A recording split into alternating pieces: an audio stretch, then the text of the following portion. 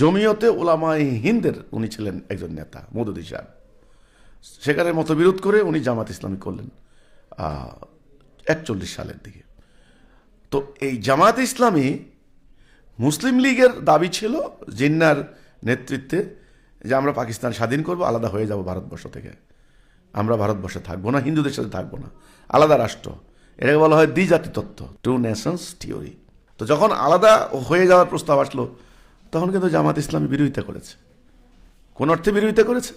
জামাত ইসলামী বিরোধিতা করেছে যে ভারতের পুরো ভারতবর্ষ মুসলমানদের, এখানে মুসলমানরা ইসলামের শাসন ব্যবস্থা প্রতিষ্ঠা করবে, এখানে আলাদা হয়ে যাওয়া ইসলামের নীতি বিরুদ্ধ, আলাদা হতে পারে না। ইসলামের ওই দৃষ্টিভঙ্গি থেকে আমি ধরলাম ঠিক আছে, কিন্তু এই কথার মতো ঠিক থাকতে হবে তো। কিন্তু এনারা কি করলেন পরবর্তীতে, যখন অনিবার্য পরিণতি, ব্রিটিশরা যখন দেশ স্বাধীন করে দিয়ে গেল, দুই পাকিস্তানের লোক, ইস্ট অ্যান্ড ওয়েস্ট পাকিস্তানের মুসলমানরা সেলিব্রেট করছে, লক্ষ লক্ষ মুসলমান আনন্দ করছে, মিষ্টি খাচ্ছে। তখন জামাত ইসলামী তার পূর্বের অবস্থান বাদ দিয়ে তারা এই নতুন পাকিস্তানকে মেনে নিয়ে তারা রাজনীতি শুরু করে দিল। তারা পাকিস্তানে শক্তিশালী অবস্থান নিল, এখানেও জামাত ইসলামী সংগঠন করলো, রাজনীতি শুরু করে দিল। যুক্তফ্রন্টে ফাতেমা জিন্নার নেতৃত্বে তারা তৎকালীন মুসলিম লীগের বিরুদ্ধে শক্ত অবস্থান নিল।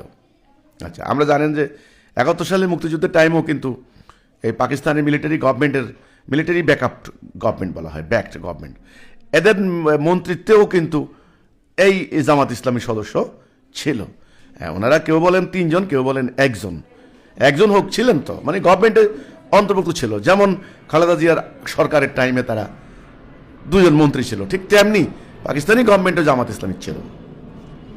আমার কথা হচ্ছে কি, 71-এ যখন দাবি উঠল যে দেশটাকে ভাগ করে দেওয়া হবে, আমরা আর পশ্চিম পাকিস্তানের সঙ্গে থাকবো না, আমরা আলাদা হব, ওখানে কিন্তু একটা ঘটনা ঘটলো, মুসলিম লীগ থেকে কিভাবে আওয়ামী মুসলিম লীগ হয়ে আলাদা হয়ে গেল। আওয়ামী মুসলিম লীগ যারা করলো তারাও তো মুসলমানের সন্তান, 2-1 হিন্দু হতে পারে, তারা তো আপনার হলো মুসলিম লীগের আন্দোলন করেছেন, তারা মুসলিম লীগার, সবাই মুসলিম লীগার। এবং পাকিস্তান আন্দোলনের নেতা শেখ সাহেবও কিন্তু পাকিস্তান আন্দোলনের নেতা ছিলেন। তারা যারা পাকিস্তান চাইলেন, মুসলিম লীগ তৈরি করলেন, জনগণকে আশা আকাঙ্ক্ষা দিলেন যে আমরা আপনাদেরকে ইসলামের আদর্শ দিব, তাহাজিব তমুদ্দুন দিব, ইসলামের ভ্রাতৃত্ব, সাম্য, সৌহার্দ্যপূর্ণ পরিবেশ হবে, আল্লাহর বিধান হবে, তা হলো না। আলাদা আওয়ামী মুসলিম লীগ করে, একটা পর্যায়ে মুসলিম শব্দটা কেটে দিয়ে আওয়ামী লীগ করে দেশ ভাগের আন্দোলন শুরু করে দিলেন। এনাদের সাথে যোগ দিল বামরা। তখন জামাত ইসলামী সহ নিজাম ইসলামী অন্যান্য পার্টিগুলা তারা আবার বললেন কি একই ব্যাখ্যা আগের মতো, যে না, পাকিস্তান ভাগ করা যাবে না, স্বাধীনতা যদি করতে হয় তাহলে ভারতের আধিপত্যবাদ কায়েম হবে, ভারত এখানে হস্তক্ষেপ করবে, ভারত সম্পৃক্ত হচ্ছে। 65 সালে যুদ্ধে, ভারত পাকিস্তান যুদ্ধে হেরে গেল, সেই হেরে যাওয়ার প্রতিশোধ নেওয়ার জন্য পাকিস্তান ভাঙা ষড়যন্ত্র করছে ভারত, এই ব্যাখ্যা দিল জামাত। ঠিক আছে, আমি এটা কিন্তু মানলাম, ঠিক আছে, এটা কিন্তু ওকে, এটা দেশপ্রেমিক ব্যাখ্যা, আপনি ইসলামী দৃষ্টিভঙ্গি থেকেও যদি ব্যাখ্যা দেন, কিন্তু আপনারা তো এর মধ্যে থাকবেন। আমার কথা হলো কি, যেটা আমি সিদ্ধান্ত নিলাম, আপনারা তো এর মধ্যে থাকবেন। এনাদের প্রতি আমার কথা হচ্ছে এটা, যে 71-এ আপনারা যে কারণে বিরোধিতা করলেন, সেই একই কারণে আপনারা তো জাতির সামনে শেষ পর্যন্ত থাকবে যে হ্যাঁ, আমরা এই কারণে বিরোধিতা করেছি, এই পয়েন্টে বিরোধিতা করেছি। কিন্তু আপনারা পরে কি করলেন, দেশ স্বাধীন হয়ে যাওয়ার পরে আপনারা বাস্তবতা বলেন, বাস্তবতা মেনে নিয়ে আপনারা বিজয় দিবস পালন করেন, বুদ্ধিজীবী দিবস পালন করেন, আবার অন্যভাবে ব্যাখ্যা দিচ্ছেন জনগণের সামনে। এত দরকারটা কি? আপনার নীতিতে অটল থাকবেন তো, এথিক্সে আপনি অটল থাকবেন তো। রাজনীতির মাঠে কিছু মন্ত্রিত্ব, কিছু এমপিত্ব না পাইলে কি হয়, কিন্তু যেটা সত্যই একদিন না একদিন সত্য প্রকাশিত হবে। কিন্তু ওনারা থাকতে পারলেন না। ওনারা রাজনৈতিক প্রতিপক্ষের সামনে নিজেকে ভালো প্রমাণ করার জন্য তারা বারবার নানামুখী ব্যাখ্যা দিচ্ছেন। তো এই যে আপনি যে প্রশ্নটা করলেন আজকে আমার এখানে এসে, আপনি বললেন ধর্মের দোহাই দিয়ে স্বাধীনতা যুদ্ধের বিরোধিতা যে করেছিলেন। হ্যাঁ, স্বাধীনতা যুদ্ধের যারা বিরোধিতা করেছেন ধর্মের দোহাই দিয়ে, আমার কথা হলো দোহাই না হোক, ধর্মের শিক্ষা দিয়েই তারা যদি করতে চাইতেন, আমার কথা কিন্তু আমি আবার বলছি পরিষ্কার, 71-এ ধর্মীয় দলগুলি আপনারা যদি এই কথা বলে থাকেন যে ভারতীয় আধিপত্যবাদের বিরুদ্ধে আপনারা দাঁড়িয়েছেন, পাকিস্তান মুসলিমদের রাষ্ট্র, এটা টুকরা করা ভারতের একটা ষড়যন্ত্র, হিন্দুদের একটা ষড়যন্ত্র, দিল্লির আধিপত্যবাদ কায়েম চলবে, এটা আপনাদের ব্যাখ্যা ছিল। ঠিক আছে, আমি নিলাম, এটা ট্রু, আমি নিলাম।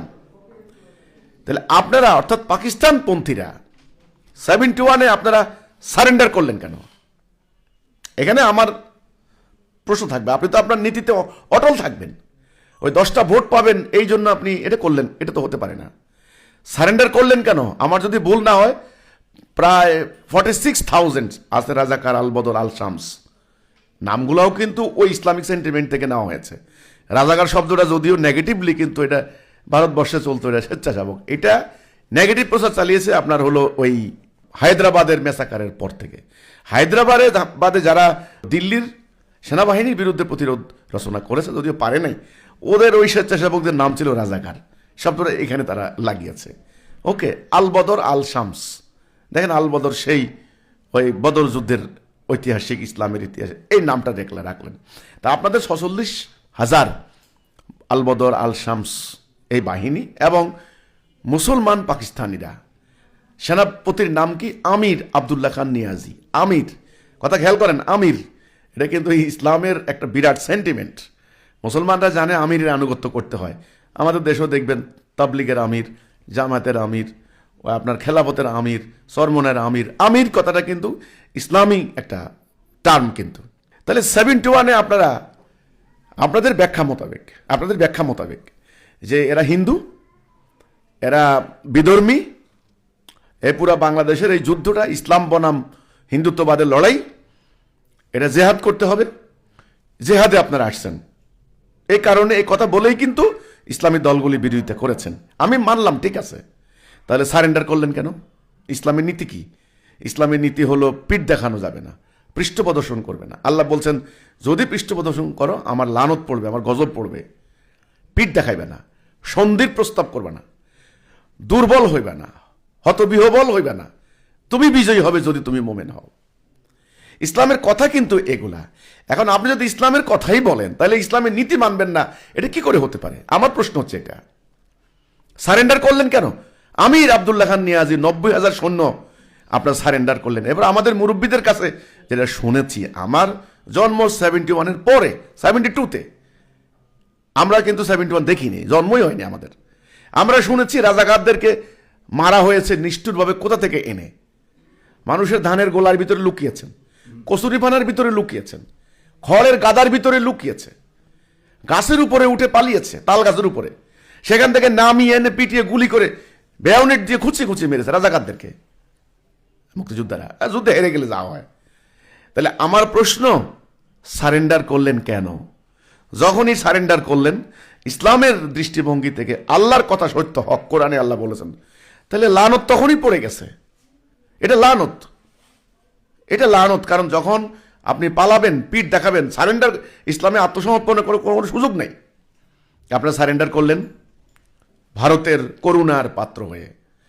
ভারতের তারা আবার আপনাদেরকে মহানুভবতা দেখালো, জেনেভা কনভেনশনের চুক্তি মোতাবেক হত্যা করলো না। হত্যা না করে আপনাদেরকে অস্ত্র নিয়ে, আমাদের দেশের সম্পদ নিয়ে তারা সসম্মানে বিমানে করে পাকিস্তানের আর্মিদেরকে পাঠিয়ে দেওয়া হলো। কই, এদের তো ট্রায়ালও হলো না। তাহলে এই যে সারেন্ডার করলেন, হাত পা বেঁধে আপনাদেরকে নেওয়া হলো, অপমানিত। ইসলাম যদি বলে থাকেন, মুসলিম যদি পরিচয় দিয়ে থাকেন, তাহলে আপনারা ইসলামের অবমাননা করেছেন, মুসলমানদের অবমাননা করেছেন। এটা করলেন কেন? যখনই এটা করলেন আপনাদের বড় বড় মুক্ত বন্ধ হয়ে গেছে। আমার কথা হচ্ছে এটা। দ্বিতীয়ত, ইসলামিক সংগঠন যারা আছেন তাদেরকে সাপোর্ট করলেন যে না, পাকিস্তান ভাঙা যাবে না, পাকিস্তান ভাঙলে আমাদের মুসলিম ভ্রাতৃত্ব দুর্বল হয়ে যাবে। ঠিক আছে, তো আমি মানলাম, কত যুক্তি তো। সাধারণ মানুষ, আমরা যারা সাধারণ মানুষ, এই কথাগুলিতে আমরা আপ্লুত হই, ঠিকই আছে। ভারত হিন্দু রাষ্ট্র, দিল্লির আধিপত্যবাদ কায়েম হলে আমরা পরাধীন হয়ে যাব, ইত্যাদি ইত্যাদি, ঠিক আছে। তাহলে আপনারা পরে অপরাজনীতিতে নিজেরা সম্পৃক্ত হলেন কেন? এই কথার উপরে থাকলেন না কেন? ইসলামের নীতি আদর্শ নিয়ে দাঁড়িয়ে থাকলেন না কেন? ইসলামের নীতি কি এতই দুর্বল? ক্ষমা চাইতে হবে, মাপ চাইতে হবে, কেন বললেন না? কেন আপনারা পরবর্তীতে ভুল পাল্টানো শুরু করলেন? কি কারণে করলেন? কেন করলেন? আপনারা এখন বিজয় দিবস পালন করেন, হ্যাঁ, এটা তো হাস্যকর। মানুষ তো এগুলো নিচ্ছে না। আপনারা বুদ্ধিজীবী হত্যা দিবস পালন করেন। আপনারা এখন নানানভাবে স্বাধীনতাকে নিজেরা অন করতে চান।